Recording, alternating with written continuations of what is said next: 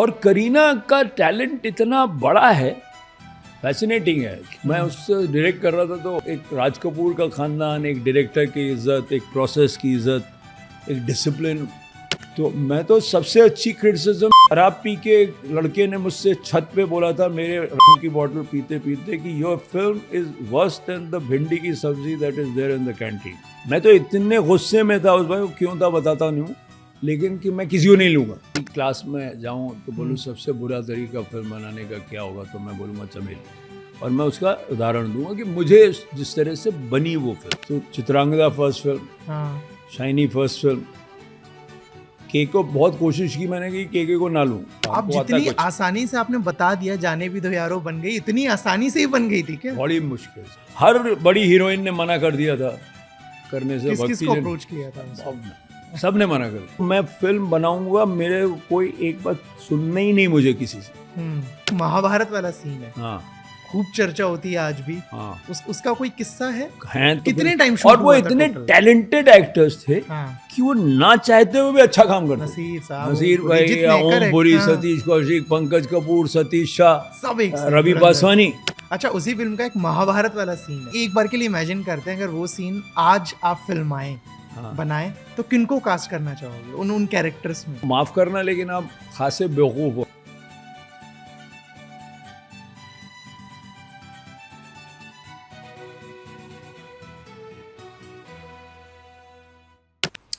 Hello, हाय, आदाब, नमस्कार, सत श्री अकाल। आप देखना शुरू कर चुके हैं बॉलीवुड बबल और मेरा नाम है अविनाश पाल।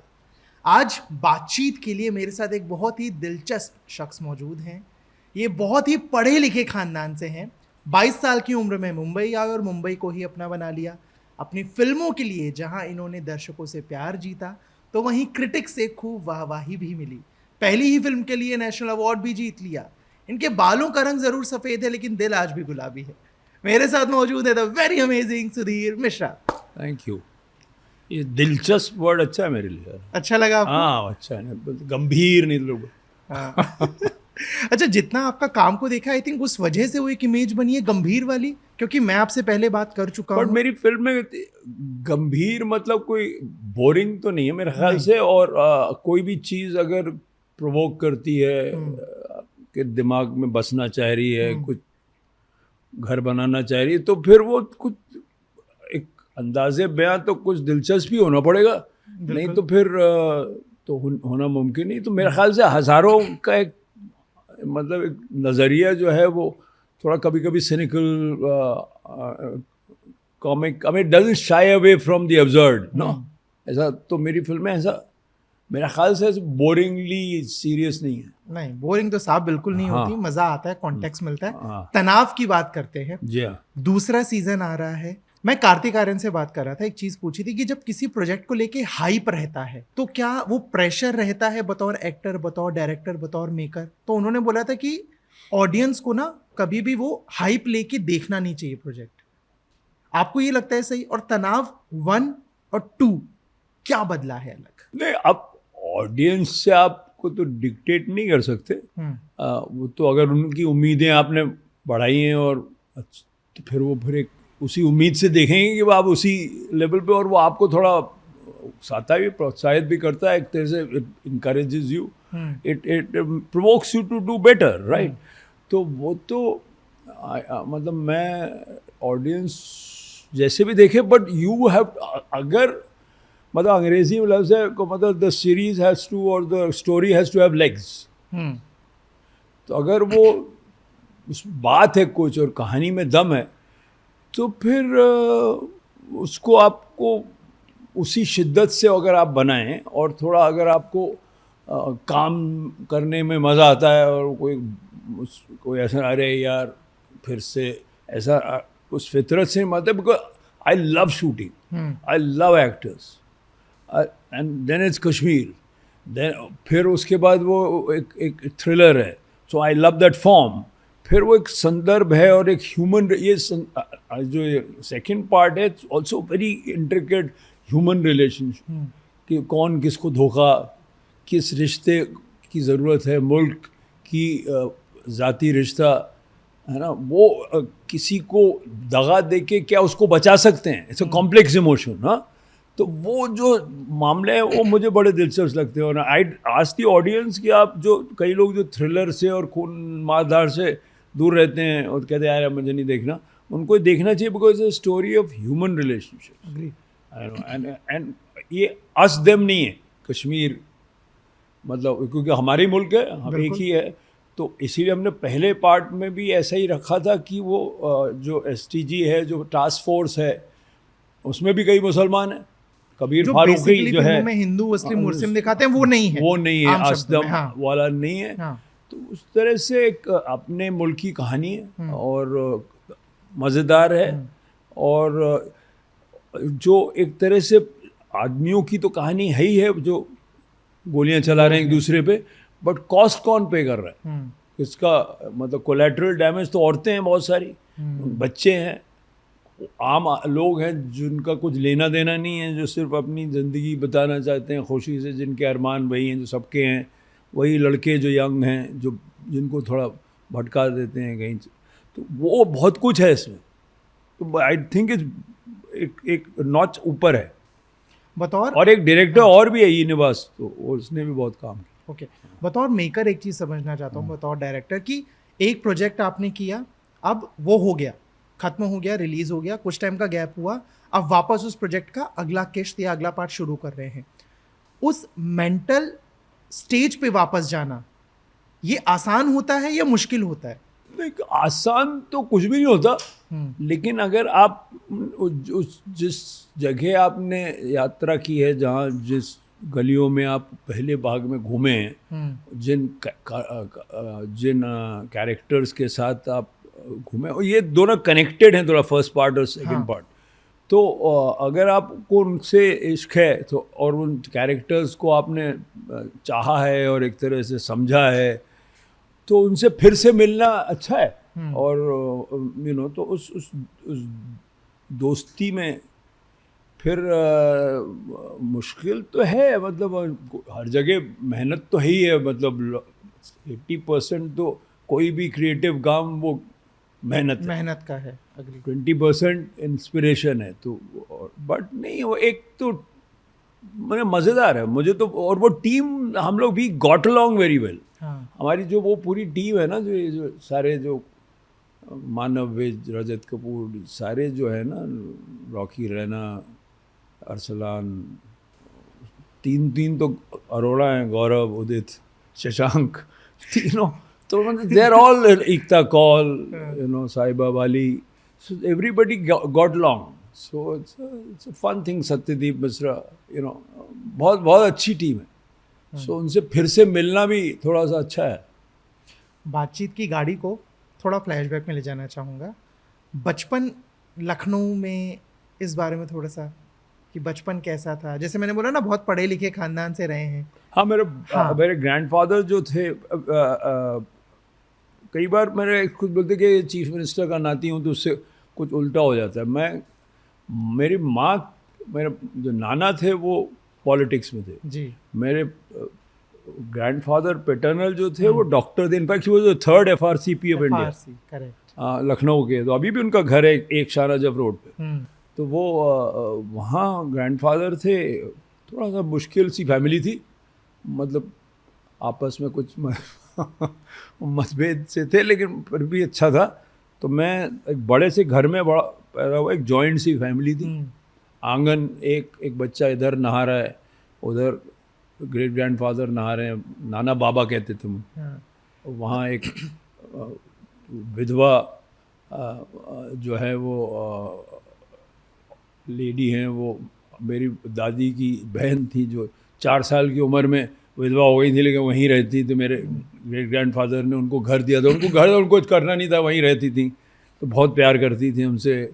मेरी ग्रेट ग्रैंड मदर थी। मैं तीन तो दादियों वादियों के साथ बड़ा हुआ, इधर चाची उधर चाची, पूरा गांव, लखनऊ चाचा, बहुत, इट वॉज अ ग्रेट। वो अभी तक मेरे साथ। और मैं सेक्युलर गंगा जमुना तहजीब का लखनऊ में, नवाबियत के लखनऊ से मेरा कोई वाकफियत नहीं कि तीतर बटेर का शिकार, और वो जो फ्यूडल लखनऊ से मेरा कोई लेना देना नहीं। मेरा बाप तो मैथमेटिशियन था, तो उससे बहुत नफरत करता था।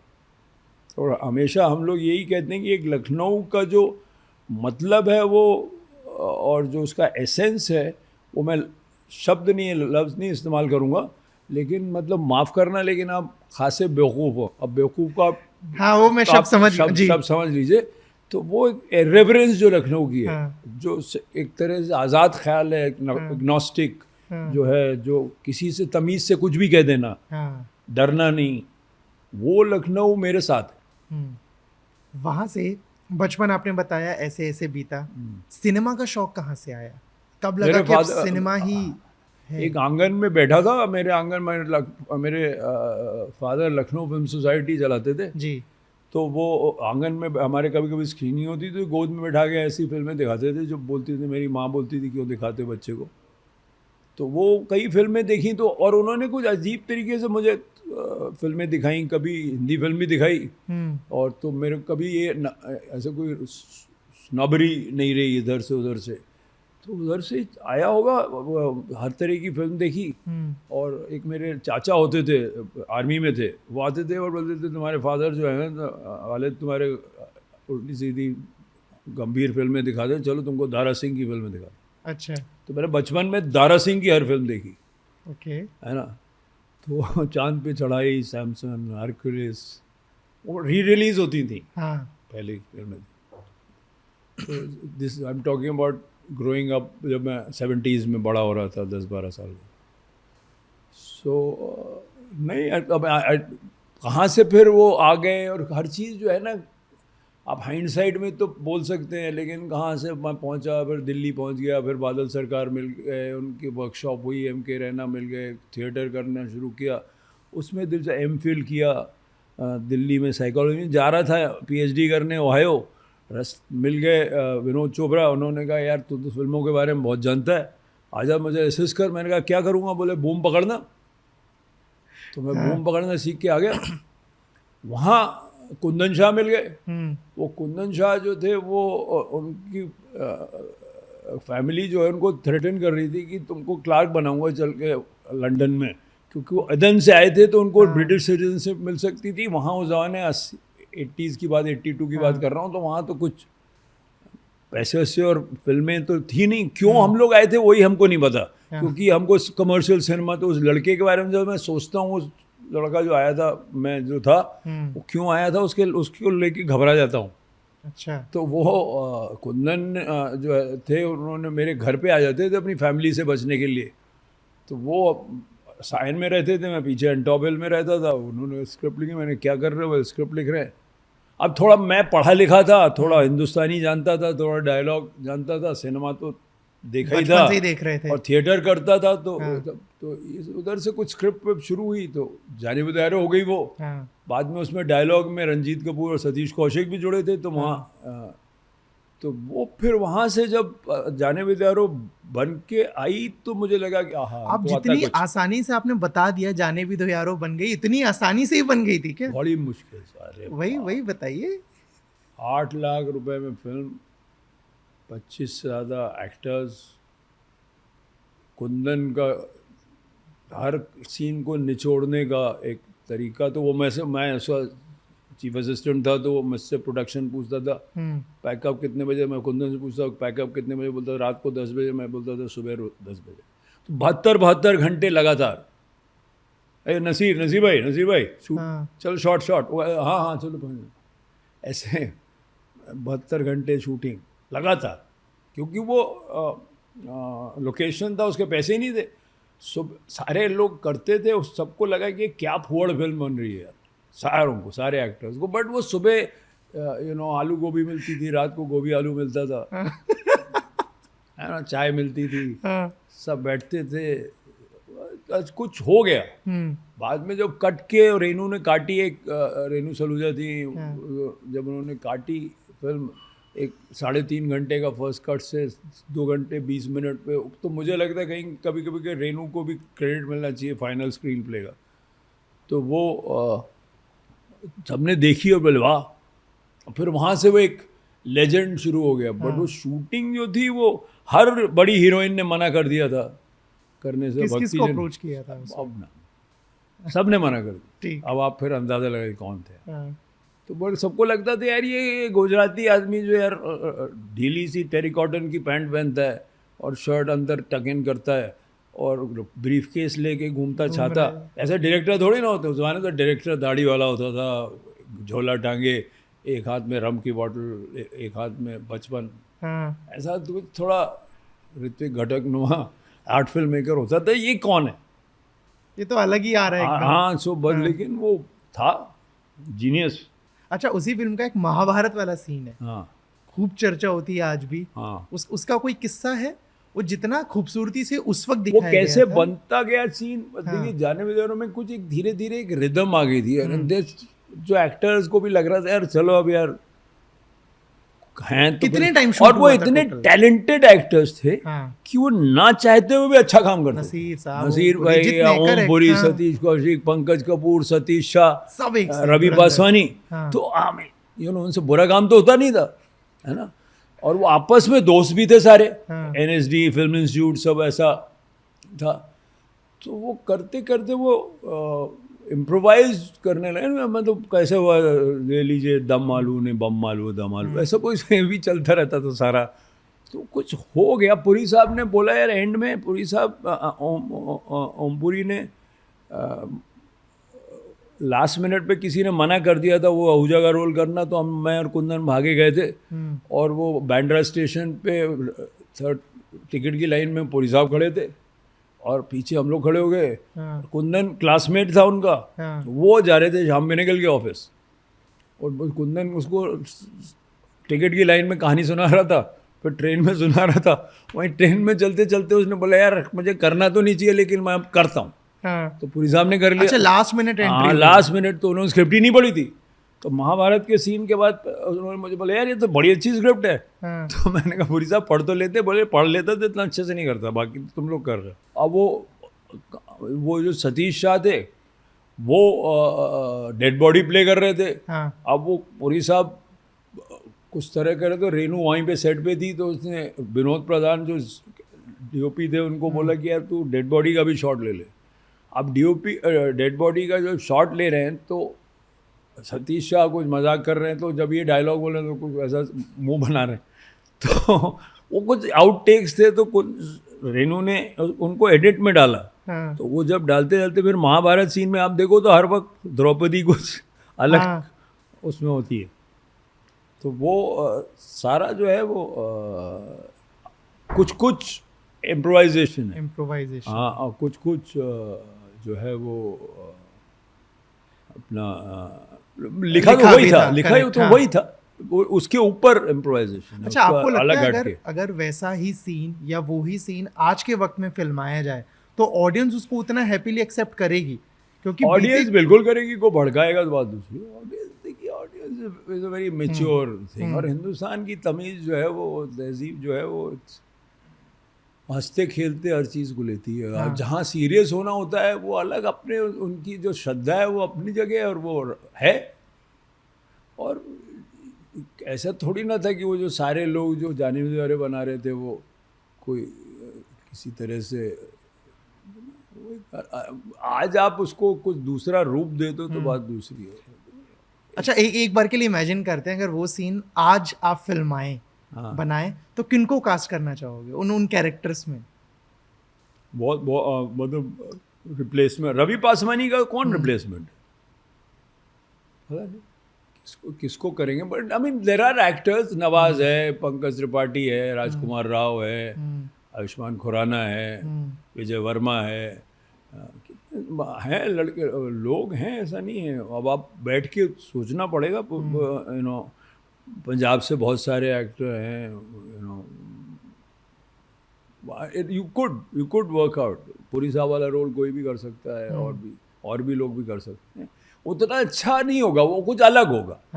है ना, हर चीज़ आप उसको, और मेमोरी में हमेशा बेटर होता है और असलियत में थोड़ा, तो वो हमेशा कंपैरिजन हो सकता है। बट जाने यारो जैसी फिल्म, जाने भी यारो नहीं बनानी चाहिए फिर से, बट जैसी फिल्म बन सकती है। एक्टर्स में एक तरह का बहुत टैलेंट है इसमें, बहुत ब्रिलियंट है। इसके बाद एक फिल्म आती है ये वो मंजिल तो नहीं, बतौर डायरेक्टर डेब्यू और अवार्ड भी। उस फिल्म का प्रोसेस क्या था? उस फिल्म को करते वक्त क्या दिमाग में चल रहा था? लगा था कि अवार्ड्स वगैरह मिल नहीं, सकता वो है? सोच, देखिए अवार्ड सोच की कोई फिर नहीं बना था आपको। अगर बनाओगे तो फिर आई एम नॉट, अलग अलग तरीके के लोग होते हैं, बट आपको मेरे अंदर जब कोई कहानी सी आती है, कुछ समझ आती है, कुछ उस ज़माने का की सियासत थी, वो 3 बूढ़ों का चेहरा था। फिर जब कास्ट किया तो हबीब तनवीर, मनोहर सिंह, BM शाह जो उस ज़माने के लेजेंड्स हैं, पंकज कपूर वगैरह, तो वो आए, मतलब इट वाज, वो पहला इश्क रिप्लेस नहीं कर सकते। तो वो जर्नी, और मैं लखनऊ वापस गया शूटिंग करने, तो I was shooting in places that I know, right. मतलब उस ज़माने में मेरे सारे चाचा, मामा, रिश्तेदार लखनऊ भरे हुए थे, तो बहुत काफ़ी आसानी थी इधर परमिशन लेना। बोला, अरे भाई मैं यहाँ शूटिंग करना चाहता हूँ। अच्छा अच्छा अच्छा अच्छा, फला के लपटे हो, अच्छा अच्छा, फला के नाती हो, हाँ आओ आओ बेटा, तो कितने पैसे ले? अरे तुमसे पैसे लेंगे क्या? ऐसा कुछ, ऐसे करते खेल ख्याल में बन गई वो। अब मैं उसको फिर लाइटली बोल रहा हूँ। वो इतना फिर आसान था शूटिंग नहीं। करना और वो पैसे कम होना और एक्टर्स को रखना, वो थोड़ा, लेकिन वो वक्त भी दूसरा था। लाइट बॉय भी, एक्टर भी, सब डायरेक्टर भी, सब एक ही जगह पे ऑलमोस्ट। फिल्म मेकिंग बदल गई है अब मुश्किल हो गया है क्या? जैसे जितनी अभी तक मेरे को आपसे बात समझ क्लासिस्ट हो गई तो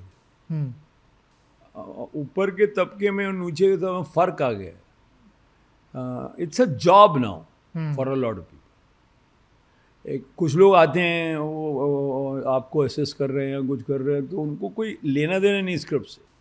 मैंने किसी एक से पूछा कि यार अभी मैं जो कुछ बना रहा था कि ये जो हम कर रहे हैं, तो ये 5 हमारे मेन किरदार हैं, तो उसके इर्द गिर्द जुलूस में जो लोग और होने चाहिए, तो ऐसा लगना चाहिए आसपास के ही लोग हैं। तो मुझसे सीधा मोड़ के देखा और बोला कि यार आपकी समझ और मेरी समझ में तो फ़र्क हो सकता है ना। अब कितनी समझ से फिल्म बनेगी, और समझ तो स्क्रिप्ट से ही उभरेगी, बट वो कोई पढ़ता नहीं है। वो एक जॉब सी, for us that becomes tricky, और बहुत ज़्यादा लोग हैं मेरे ख्याल से। अब लोग कनेक्ट नहीं होते। एक यूनिट में, एक कमरे में ऐसे घुसूंगा तो सडनली 50 लोग होंगे, तो आप सीन कैसे ब्लॉक करोगे, क्या कैसे करोगे? एक्टर्स 4 शोगन आ जाएंगी, 5 फोकस पुलर आ जाएंगे, सब। तो पता नहीं, टेक्नोलॉजी इतनी बढ़ रही है और सबको 50,000 का कैमरा चाहिए, है ना। बोलेक्स से पाथेर पंचाली कहाँ शूट हुई थी, आप करेक्ट, किस कैमरे से शूट हुई थी? एरी से हुई थी कि मिचेल से हुई थी, बट एक उस ज़माने के कैमरा से शूट हुई फिल्म, उस ज़माने की लाइटें और पाथेर पंचाली, और आज की सारी टेक्नोलॉजी, और क्या। तो वो टेक्नोलॉजी से थोड़ी ना फिल्म बनती है। Technology and technique are 2 different things. आजकल के बच्चों में और यंग लोगों में एक कन्फ्यूजन है। तकनीक अलग होती है, तकनीक तो विचारधारा भी होती है, उस विचारधारा से उपजती है टेक्निक। आप कहते हैं कि गालिब का है अंदाज़े बयां, और ये तो नहीं कहते कि कंटेंट और कि 1857 पे तो कुछ नहीं लिखा गालिब ने अपने ज़माने में, तो क्या गालिब कम थे? तो ये जो एक है वो बदल गया है, but I guess you have to adjust to. As far as I am concerned, I try and adapt. तो कुछ थोड़ा चिल्लाता हूँ, थोड़ा गुस्सा होता हूँ, कुछ थोड़ा मनाता हूँ और कर लेते हैं। वो बहुत सारी चीज़ें उल्टी हो गई हैं, बहुत सारी चीज़ें सुधर भी गई। लगता है एक्टर्स के नखरे बढ़ गए हैं। एक्टर्स अच्छे भी बहुत हैं सारे, अग्री, है ना। एक टैलेंट बहुत है।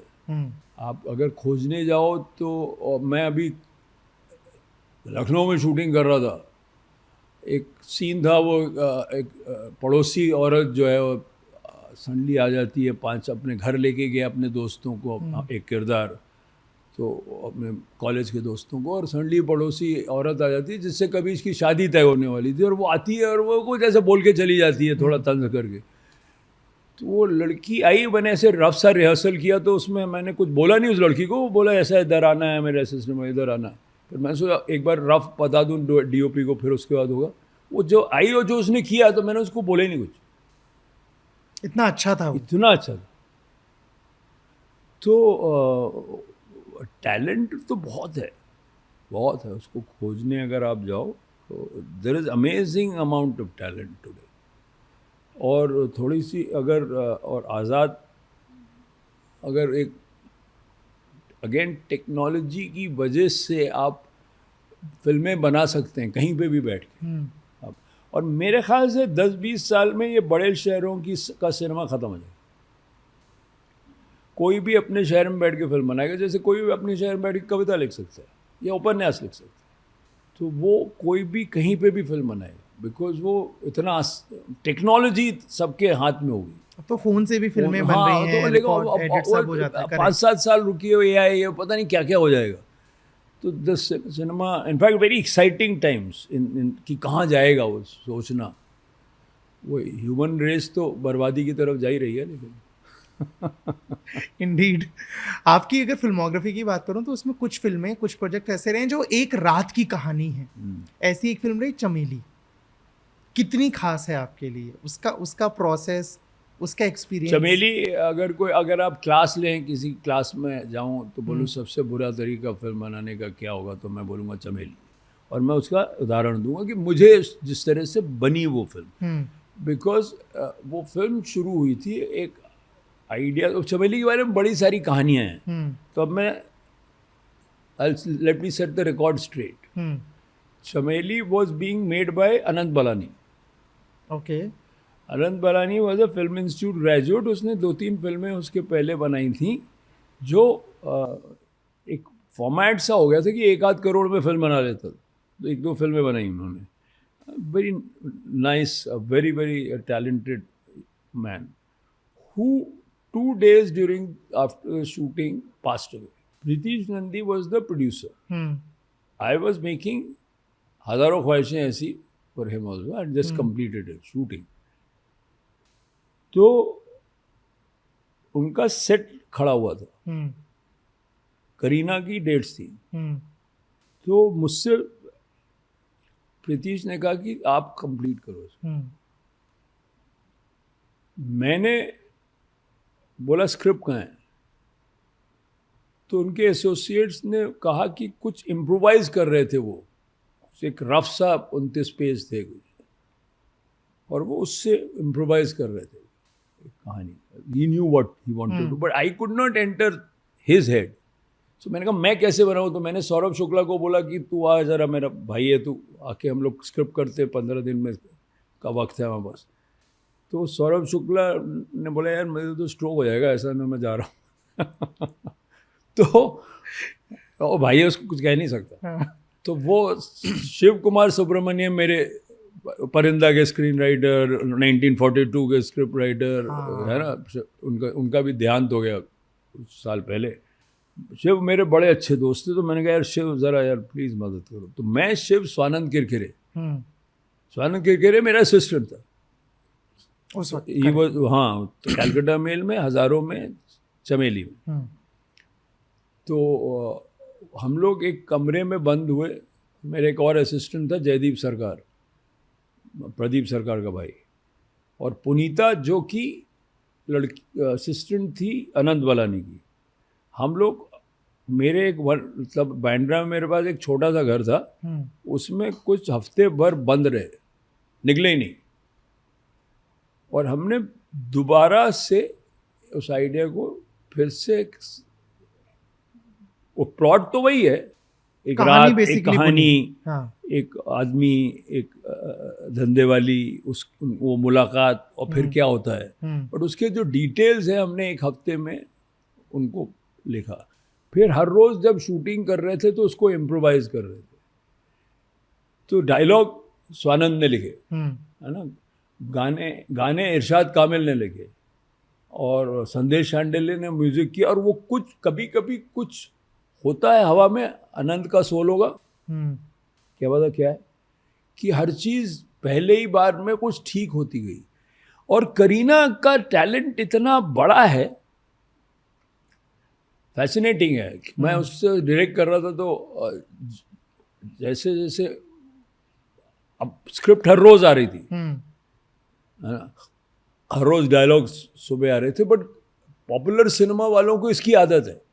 तो करीना एंड एक राज कपूर का खानदान, एक डायरेक्टर की इज्जत, एक प्रोसेस की इज्जत, एक discipline, and this is early 2000 2000, हाँ। हाँ 2001 टू की Something. बात है इसकी।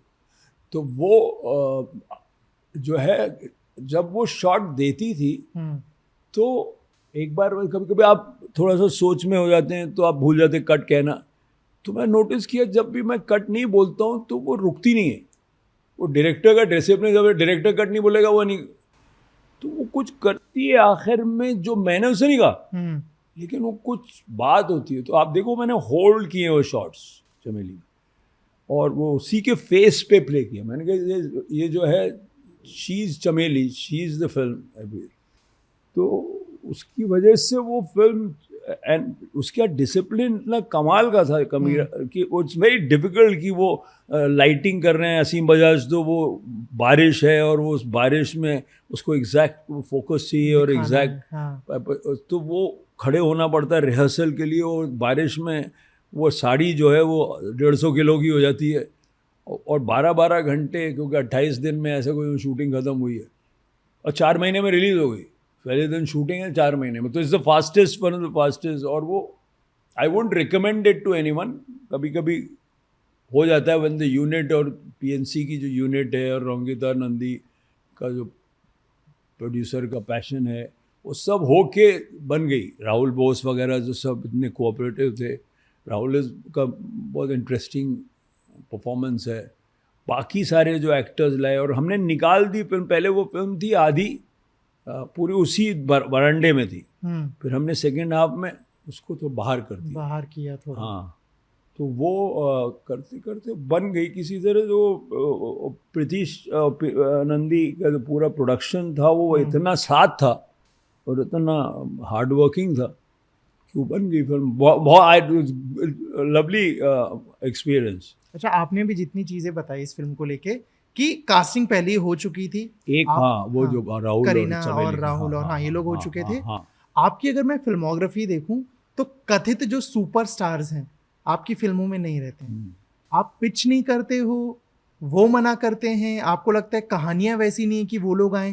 और अगर चमेली अगर आप बचपन में किसी कमरे में गए हो, किसी लड़की को देखा, समझ में आ जाता है ना कि यहाँ कुछ होने नहीं वाला, चलो, वैसे ही कुछ होता है। ओके, वैसे ही कुछ होता है कि आप इस माहौल में हो, आपको पता है कि भाई आपके साथ।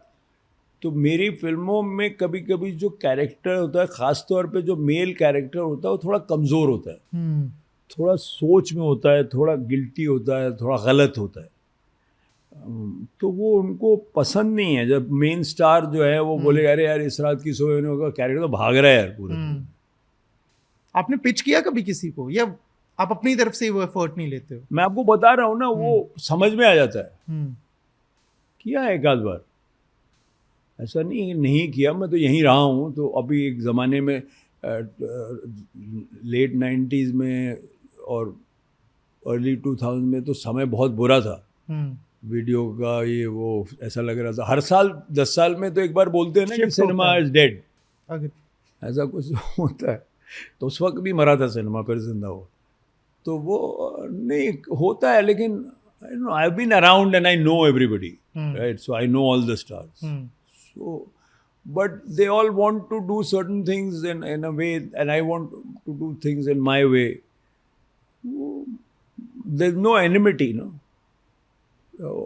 होता बनते बनते कभी रह जाती चीज़ें। मेरे को करेक्ट करिएगा अगर मैं गलत हूँ। जैसे आपने अभी बोला कि चमेली 4 महीने में बन के तैयार होगी, वहीं उसके पहले आप जिसमें काम कर रहे थे हजारों ख्वाहिशें ऐसी, वो शायद लटकी थी फिल्म, रिलीज में लेट हुआ था। रिलीज बहुत मुश्किल होता है ना रिलीज करना वैसी फिल्म।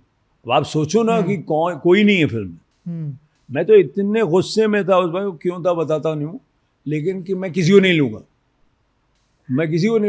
मैं सब नए होने पड़ेंगे। तो आप देखो मैं फिल्म बनाऊंगा, मेरे कोई एक बात सुनना ही नहीं मुझे किसी से, है ना, मतलब कोई क्रिएटिव बात के अलावा कुछ नहीं सुनना। तो Chitrangada first film, shiny first film, के को बहुत कोशिश की मैंने कि के को ना लूँ, और उससे बेहतर सिद्धार्थ मुझे नहीं मिला, तो मैंने कहा यहाँ यार इतना पागलपन भी मत करो कि जो सही है उसको ना लो, वो गुस्से में। बट अब शांतनु मल्होत्रा की पहली फिल्म, स्वानंद किरकिरे की पहली फिल्म, आप देख लो जितने भी उसमें हैं डीओपी बाहर से, तो वो एक तरह की फिल्म बनी। पसंद सबको आती थी, रिलीज कैसे हो पता नहीं, तो धीरे धीरे फिर इधर से कहीं क्या फंसता था रिलीज होने में, क्या फंसता था, क्या बोलते थे लोग कि मतलब चेहरा नहीं है इसलिए। हाँ, चेहरा नहीं है। हाँ। फिर ये देखिए उस जमाने ना किसी को नक्सल पता था, कहानी का में कोई प्लॉट है नहीं, अब वो एक अपना अपना अंदाजा लगाते हैं। वो कई बार ये हिस्ट्री में हुआ है कि लोगों ने रिजेक्ट कर दी फिल्म, फिर वो लेजेंड हो गई। हाँ, तो हजारों के साथ ऐसा हो गया। तो बाद में किसी का कॉल मैसेज आया कि अच्छी फिल्म थी, कर लेना चाहिए था, कुछ ऐसा वैसा होते ना, लोग सक्सेस के हिसाब से बदल जाते हैं कि जब स्ट्रगल कर रहे हो तब साथ। मैं तो हजारों में किसी के पास गया ही नहीं था, हजारों में मैं किसी के पास नहीं गया। उसके अलावा किसी और प्रोजेक्ट के लिए कभी आता है कभी कभी कुछ लोग होता है, बट अब यू नो इट्स, मैं भी तो थोड़ा सा आसान आदमी नहीं हूँ। ऐसा नहीं कि किसी और को आप ब्लेम कर देना। जितने जैसी जिंदगी रही है, जिस तरह की फिल्में बनाई हैं और अभी तक भी बना रहा हूँ और काम कर रहा हूँ, तो ऑडियंस का इश्क है, सब है, तो ठीक ही तो चल रहा है। अब उसको ज़्यादा भी क्या सोच रहे हैं। अच्छा, क्या मुश्किल है, स्क्रीन राइटिंग, डायरेक्शन या एक्टिंग? चैलेंजिंग ज़्यादा क्या है आपके लिए? एक्टर तो हूँ नहीं मैं, एक्टिंग मुश्किल काम है बहुत। राइटिंग जो है, I consider film a constant process of rewrite. ये मुझे रेनू सलूजा ने सिखाया था। तो जब आप खाका बनाते हैं, इमेजिन करते हैं, तो ख्याल आता है, दैट्स वन। फिर आप उसको स्क्रीन प्ले में तब्दील करते हैं, फिर वो कैरेक्टर्स उभरते हैं, फिर वो कुछ बोलते हैं, फिर बताते हैं वो आपको कि मैं ऐसे बोलता हूँ, मैं वैसे बोलता हूँ, और आप अगर थोड़े समझदार हैं तो आप सुनते हैं और लिखते हैं, तो वो भी एक राइटिंग है। फिर आप शूट करने के पहले पूरी कास्टिंग करते हैं, लोकेशन देखते हैं, तो ये चेहरा अगर आप चित्रांगदा का चेहरा हटा दें हज़ारों से, दूसरा चेहरा दे, तो फिल्म बदल जाएगी, है कि नहीं? तो आप कास्टिंग होती है, तो वो आप कास्टिंग में, वो रजत कपूर बड़ा अच्छा कहता है कि जब आप कास्ट करते हैं, तब आप एक एक्टर की बीइंग जो है, उसका अस्तित्व जो है, उसका सोल बोरो भी तो करते हैं, थोड़ा उसकी फितरत बोरो करते हैं फिल्म के लिए। वो अपने आप को भी तो लेके आता है, तो वो बदल जाता है। इसको लो, आप लो या उसको लो, नसीर को लो तो थोड़ा अलग है, ओमपुरी जी को लो तो अलग है, तो लेके आएंगे ना अपना रिदम, अपना पास्ट, अपना चेहरा जो कुछ बोलेगा।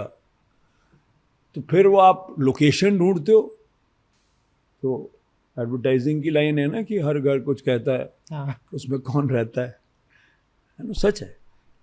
तो वो घर बोलता है, वो लोकेशन बोलता है, बताता है आपको मुझे ऐसे शूट करो, तो वो भी तो राइटिंग है ना। आप बदलते हो, आप कौन सा घर, कौन सा कलर, कौन सा तो वो भी तो, अगर आप ये घर ले लो या वो घर ले लो, या इंटीरियर उसका ऐसे कर दो, वैसे कर दो, वो पीछे तस्वीर कौन सी है वो भी सो दैट्स राइटिंग, है ना। कैमरा, लाइटिंग कैसे करोगे, मूड कैसे होगा, तो वो बदलता है, तो एक राइटिंग है वो।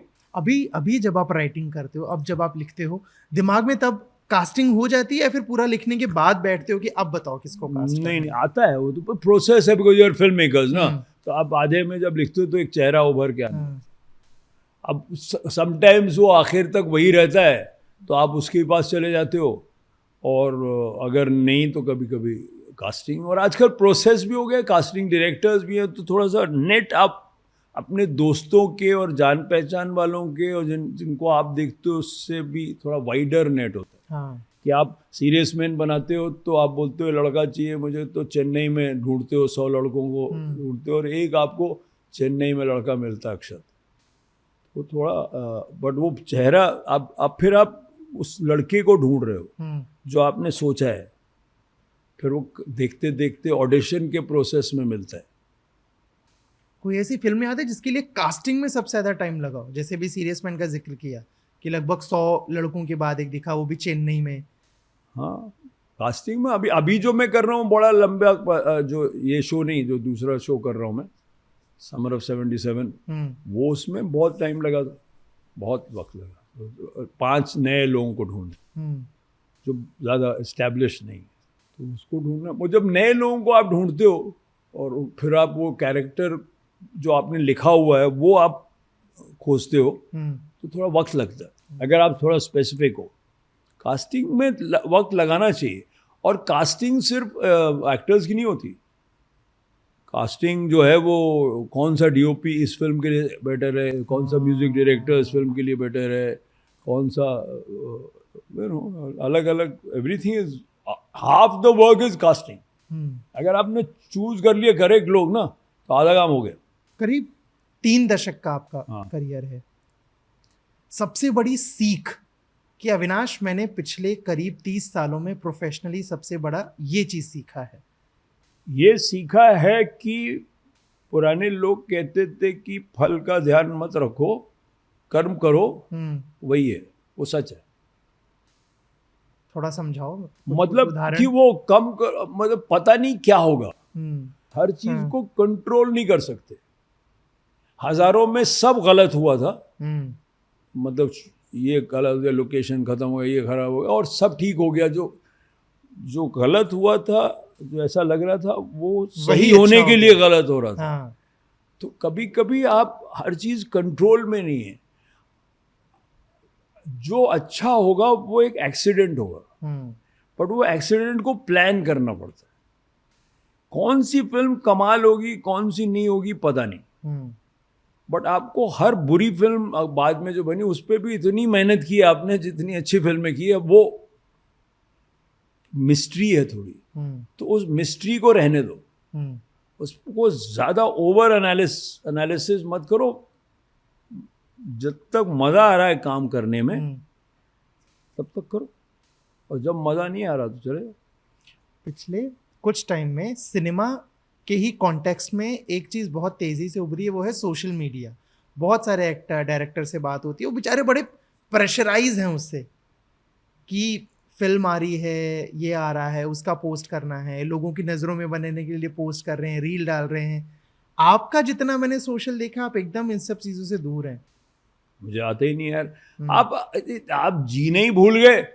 आप फोटो खींचने के लिए आप कहीं जा रहे हो, आप तो फिर आप केरला के बैक वाटर जा रहे हो क्योंकि आप तस्वीर पोस्ट करो, तो फिर आप वो जो जा रहे हो वहां, तो आपको कुछ, you are not experiencing anything. आप हर चीज अपनी हमेशा कुछ अपने आप को देखे जा रहे हो हर बार, तो ये तो बड़ा ही गलत है यार। आप कुछ और देख ही नहीं रहे हो।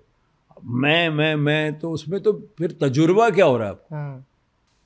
वो तो फिर पता नहीं, आई डोंट नो। तो आपके पास करते होंगे लोग, करते होंगे पीआर, उससे कुछ फर्क पड़ता है कि नहीं? आजकल बोलते हैं इन्फ्लुएंसर्स, ये भी बोल रहे हैं ना कि फॉलोअर्स के बेसिस पे रोल भी मिल रहे हैं कि अच्छा इतने मिलियन फॉलोअर्स हैं, इसको कास्ट हमने तो ऐसी कास्टिंग होंगे। सारे जितने यंग लोग हैं सब ये कर रहे हैं। तो अब किसी कौन नहीं कर रहे हैं मुझे नहीं मालूम, हर आदमी कर रहा है। जहां जाओ, सर रुको ना, एक फोटो खींचते ना, तो वो अच्छा है। I guess, I mean, I am not criticising it. आज की दुनिया है, अब हर आदमी अपनी तरह से जिएगा, बट कोई जरूरी, देखिए मेरे बच्चे हुए नहीं, है ना, so I am single, I am my own son, तो आई एम नॉट बुलीड। मुझे मेरे बच्चे बुली नहीं कर रहे, मेरे सारे दोस्तों के बच्चे उनको बुली कर रहे हैं। हाय डैडी क्या कर रहे हो यार, सर से क्यों जी रहे हो, hi daddy you so boring, I don't care, you know. So मतलब मैं जैसा जी रहा हूँ, देखिए पहली बात तो मैं यंग से घबराता नहीं, मैं उनसे ज़्यादा मॉडर्न हूँ, अग्री, है ना, तो मैं को शॉक नहीं कर सकते मुझे वो। आप कोशिश कर लो, फिर आपको झेलना मुझे पड़ेगा। मेरा जवाब अगर सुनने को तैयार हो तो कोई भी सवाल पूछ लो, फिर जवाब जो है वो तय नहीं है कि आपकी उम्मीद से जवाब आएगा। तो बाकी ठीक है, मतलब I love the young, I am pretty, when I get up in the morning and I sometimes, you know, उम्र तो दिखती है आपको शीशे में कभी कभी, बट कभी when I am feeling it, when I get up in the morning, I'm not feeling that exactly that person, that, you know. So I'm not. So you have to, for a filmmaker. I am not an actor, luckily. So for a filmmaker, as long as my mind is straight, मेरा अगर दिमाग वैसे ही है, उतना ही modern है, उतना ही थोड़ा सा डरा हुआ नहीं है ना, तो फिर उतना ही खुला है, उतना ही मतलब जहाँ भी किसी भी दिशा में चले जाए तो वो अगर गलत दिशा दिख रही है उससे घबराता नहीं, अरे मैं कहाँ जा रहा हूँ. तो फिर आपकी दुनिया है जब तक आप हो. ये तो हो गया सोशल मीडिया. रिव्यूज का फर्क पड़ता है? I like good reviews, even if they are not complimentary. Unfortunately, there are very few critics. जिस कहानी का आपको संदर्भ ही, जैसे अफवाह की एक दो मैंने रिव्यूज पढ़े, तो बोले कि आप एक नेता जो है वो एक इलाके का है तो 200 मील दूर उसको कोई पहचानता कैसे नहीं है और उसको मार कैसे दिया मॉब ने.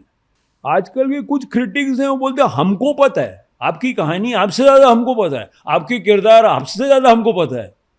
अरे तुम तो जू बांद्रा से निकले नहीं कभी. ये चीज, हाँ, इस चीज पे भी मैं आपसे, बाहर तो निकलो.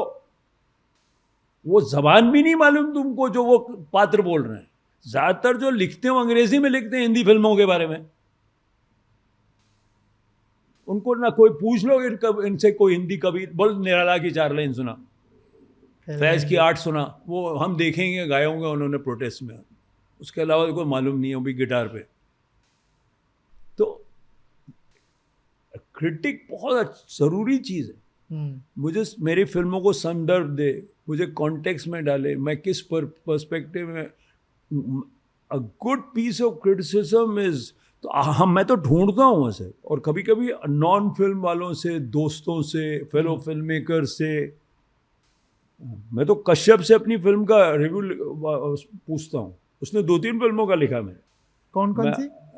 खोया खोया चांद का लिखा था उसने, कुछ अफवाह के बारे में लिखता है वो. तो I read that with some, जैसे कि कोई मतलब अनुभव सिन्हा बोल रहा हो या सईद मिर्ज़ा बोल रहा हो या कोई भी फिल्म मेरी फिल्म के बारे में बोले, अगर नसीर टिप्पणी दे मेरी फिल्म पे, for some person of his calibre, या कोई बड़ा और आर्टिस्ट हो वो दूसरी मतलब मीडियम का, वो हो, तो मैं बहुत I am very very eager to see good criticism. And there are some, ऐसा नहीं है. 5-6 लोग जो हैं, 7 लोग, वो अच्छे हैं, अब सीरियस हैं. अगर मैं एक का नाम लूँगा तो फिर वो बोलेंगे दूसरे का नहीं लिया. लेकिन 5-7 क्रिटिक्स हैं बम्बई में जो बहुत अच्छे हैं. कुछ सीनियर क्रिटिक्स दिल्ली में अच्छे हैं, मतलब कुछ चेन्नई में अच्छे. तो जो 1-2 लोग हैं उनका, I may not always agree with the criticism of my film or praise or whatever, लेकिन जैसे हज़ारों ख्वाहिशें ऐसी का नाम हज़ारों ख्वाहिशें ऐसी क्यों है? इमरजेंसी की फिल्म पे गालिब का क्या लेन देन, एक्सेप्ट की टाइटल, वो तो गालिब है ना. मैं तो वो गाना भी इस्तेमाल, वो जो गज़ल है वो इस्तेमाल भी की है ना फिल्म में. तो किसी को क्या समझ है वो क्यों है? अगर कोई डीप ही वो नहीं जा पा रहे. हाँ, तो वो एक लव स्टोरी है या इमरजेंसी पे फिल्म है, तो आप सतही तौर पे देख रहे हो ना. इस आपकी इस बात पे ना मैं बहुत ज़्यादा कोरिलेट करूँगा, क्योंकि मैं यूपी से हूँ. बहुत बार मेरे साथ भी क्या होता है, मैं फिल्मों की रिव्यूज़ करता हूँ, मैं कोई फिल्म देख के आया जो शायद यूपी पे है या नॉर्थ एरिया पे है बेसिकली. अब कुछ जो मेरे दोस्त या क्रिटिक्स यहाँ के हैं कहेंगे ऐसा कहाँ होता है. तो ऐसा होता है, जैसे आपने अफवाह का ही जिक्र किया. हाँ, तो मैं उस चीज से कोई भी ऐसी चीज नहीं है जो हुई नहीं. एग्जैक्टली, मैं उस चीज से ऐसा रिलेट कोई कर पा भी रहा हूं. घटना नहीं है अफवाह में. उसको पिरोया मैंने अलग है, उसको एक स्ट्रक्चर में लाया है, वो एक साथ नहीं हुआ है कि एक ही कैरेक्टर के साथ. बट ऐसा कुछ नहीं है अफवाह में जो हुआ नहीं, उससे बहुत ज्यादा हुआ है बाय द वे. तो आप अपना एक आध क्रिटिक है वो अपना बायस छुपा रहे हो नुआंस के चक्कर में, बोल रहे हो नुआंस नहीं मिला मुझे। एक फिल्म है जिसमें एक विक्टिम है जो एक लिंचर है, जिसने लिंच किया है वो एंड में विक्टिम है। आप मुझे चंदन जैसा कैरेक्टर दिखा दो हिंदुस्तानी सिनेमा में, जिसने लिंच किया फिर वो डिसअपॉइंटेड है, फिर उसको सब, और एंड में इतना ब्रेन वॉश है कि फिर अपने मालिक के वफादार कुत्ता बन जाता है। ये नुआंस नहीं है तो क्या है? कौन सा नुआंस ढूंढ रहे भाई? जिसने लिंच करवाने का सब पॉलिटिक्स की, जो एक तरह के सियासत से आया एक आदमी, अब जब वो बड़ी पार्टी राइट विंग के साथ जुड़ रहा है तब जो कॉम्प्रोमाइज कर रहा है वो नुआंस नहीं है। तो आज की तो सियासत है। तो आप कौन सा नुआंस ढूंढ रहे भाई? अच्छा, आपके पास वो लोग आते हैं क्या जिसे आजकल एजेंट्स बोलते हैं कि सर आपकी फिल्मों के रिव्यूज अच्छे करवा देंगे और ये करवा देंगे वो करवा देंगे? मेरे पास नहीं आता कभी कोई, मेरे से बहुत घबराते हैं। वो ये सबको जानता है, बड़े एडिटर्स से बता देगा जाके। मेरे पास कभी आज तक, मैं सीरियसली बोल, मुझसे आज तक किसी ने ब्राइब नहीं मांगा। बोलते लोग ये फला जगह प्रोग्राम होता है तो फला ऐसा होता है, मुझे नहीं पता। मुझे तो लगता मतलब मुझसे ना किसी ने किसी तरह से पैसे से कुछ चीज़ इन्फ्लुएंस कराने की बात मुझसे किसी ने की। प्यार होता है ना, हाँ। और वो आप ऑब्वियसली अब जरूरत भी है, जरूरी है, और आपको अपनी बात तो पहचाने ही है। You have to tell people what it is. So I think PR, तो मैं भी इधर आज बैठा हूँ या हर जगह, तो उसमें पीआर मैं कह रहा हूँ कि आप अच्छा रिव्यू दें या ऐसा कुछ करें, ये मेरे से आज तक है। मैं एंड आई लाइक सी, मेरा रिलेशनशिप जो है वो जर्नलिस्ट से या क्रिटिक्स से या लोगों से बड़ा दोस्त फिल्मी नहीं है। मैं बड़े सारे जर्नलिस्ट की बहुत इज्जत करता हूँ और मेरे बड़े दोस्त हैं। तो मेरा वो एज अ फिल्म मेकर और जर्नलिस्ट की मैं उनको मनाऊं और कहीं ड्रिंक पे ले जाऊं और बोलूं रिव्यू का, वो है ही नहीं मेरा रिश्ता। तो मेरा I love many of them, I respect them a lot. अब मैं बहुतों, मैं अब नाम नहीं लेना, जो 5-6 क्रिटिक्स हैं जिनको बिठा बिठा के मैं उनसे पूछता हूँ क्रिटिसिज्म कि यार तूने जो लिखा था अभी थोड़ा थोड़ा सहम के लिखा होगा, और जोर से बोल। तो मैं तो वो तो देखता हूँ। तो मैं तो सबसे अच्छी क्रिटिसिज्म शराब पी के एक लड़के ने मुझसे छत पे बोला था मेरे रम की बोतल पीते पीते कि your film is worse than the भिंडी की सब्जी that is there in the canteen. That is the best piece of criticism I ever heard. नाम बताएंगे उसका? नहीं, लड़का गुजर गया, छत पे था फिल्म इंस्टीट्यूट के। But I am just saying that you know, so I am not afraid of criticism. मैं सईद, कुंदन वगैरह थे, कुंदन को तो मैं बहुत ही मिस करता हूँ इसलिए क्योंकि वो तो बहुत openly, he loved my films and he used to see the humour and the because comedy, लोग समझते comedy is a point of view. आप उसी चीज को अब्सर्ड तरीके से देख रहे हो या उसमें आप बह के कुछ उसको त्रासदी मान रहे हो। तो कुंदन को ही अकेले मेरी फिल्में समझ में आती थी, मुझे ऐसा लगता है कि एक ही आदमी को पूरी तरह से मेरी फिल्म समझ में आती थी, तो वो कुंदन शाह। जो मैं करने की कोशिश कर रहा था, हमेशा सक्सीड नहीं करता हूँ हमेशा, but I am just saying he new. बहुत सारी बातें हुई, तनाव का जिक्र हुआ, फिल्मोग्राफी पे बात हुई, अभी और क्या तनाव देखो है सब लोग 6 तारीख को आ रहा है भाई, और ग्रेट। तनाव के साथ ही बाकी और कौन से प्रोजेक्ट्स हैं जो आ रहे हैं आने वाले टाइम पे? आप पता है, देखिए जैसे another thing, what have you learned यार, nothing is in your control. जो फिल्म बनती है वो बन जाती है, जो फिल्म प्रोड्यूस होती बनती, कुछ बनते बनते नहीं बनती। बट एक सीरीज कर रहा हूँ मैं और सोनी लिव के लिए, इमरजेंसी के दौरान का किस्सा है, 4-5 लड़कों का, लड़कियों का, तो वो कर रहा हूँ। और एक फिल्म बना रहा हूँ, वापस जाऊँगा एक कॉमेडी पे।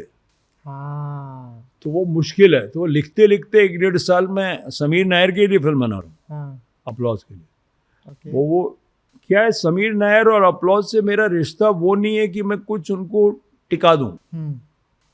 अब उन्होंने हाँ कहा, तो जब तक मुझे नहीं लगेगा कि फिल्म बनाने लायक है, जब तक खुद सेटिस्फाइड खुद नहीं सेटिस्फाई होगा, तब तक मैं नहीं लूँगा पैसे वैसे।